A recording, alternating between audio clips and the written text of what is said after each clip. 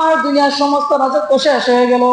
হালাকান নি সুলতানিয়া, আমি কত বড় চেয়ারম্যান সাহেব ছিলাম, আরে মসজিদের সভাপতি ছিলাম, আমার দাপটে ইমাম সাহেব মসজিদ দারু দিত। আমি সেক্রেটারি ছিলাম, আমার দাপটে ইমাম সাহেব চলতো। আমি মাদ্রাসার মুহতামিম ছিলাম, আমার দাপটে অন্য অন্য শিক্ষকগণ চলতো। হালাকান নি সুলতানিয়া, আজকে তো আমার রাজত্ব শেষ হয়ে গেল। খুজুহু ফাগুল্লু, আল্লাহ অন্য আয়াতে বলেন খুজুহু ফাগুল্লু, এ ফেরেশতারা তাকে ধরো। সুম্মাল জাহিমা সাল্লু, সুম্মা ফি সিলসিলাতিন দারুহা সাবউনা যিরাআন ফাসলুকু। আল্লাহ বলেন খুজুহু ফাগুল্লু, এ ফেরেশতারা তাকে শিকল দ্বারা আটকায় দাও। এবার আপনাকে আমাকে 70,000 গজ, 70 গজ শিকল দ্বারা বাঁধা হবে। এবার বলবেন 70 গজ শিকল দ্বারা আমাকে কিভাবে বাঁধবে? হাদিসে মধ্যে রাসূল করিম সাল্লাল্লাহু আলাইহি ওয়াসাল্লাম ফরমান, আপনার আমার নাকের চিত্র দিয়া শিকল ঢুকায়া পিছনের রাস্তা দিয়ে বের কইরা এরপর পেছে পেছে ভাঙ।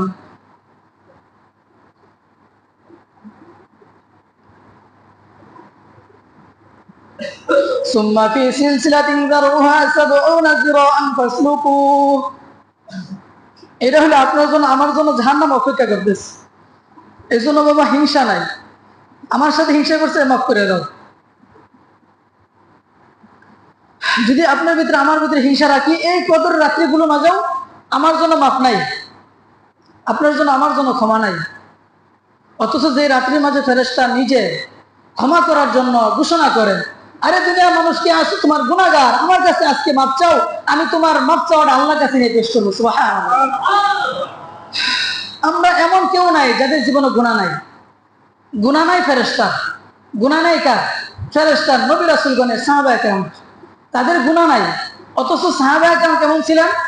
হযরত আবু বকর রাদিয়াল্লাহু তাআলা, হযরত ওমর রাদিয়াল্লাহু তাআলা যখনই কোনো নীরব জায়গা পাইতেন, জঙ্গলের মাঝে চলে যাইতেন, খোলা মাঠের মাঝে চলে যাইতেন, আর হযরত আবু বকর রাদিয়াল্লাহু তাআলা নিজে চিল্লা চিল্লা বলতেন, ইয়া লাইতানি ইয়া ইবনে আবি কুহাফা কুনতু কুনতু হাদিল ওয়ারাকাশ শাজারি।